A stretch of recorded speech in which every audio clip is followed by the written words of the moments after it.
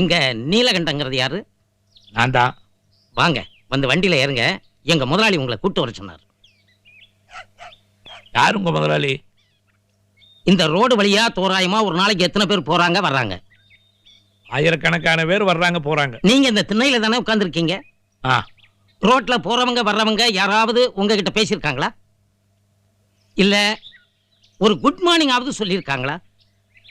At least ஒரு புன்முறுவலாவது பூத்திருக்காங்களா? அதையெல்லாம் விடுங்க.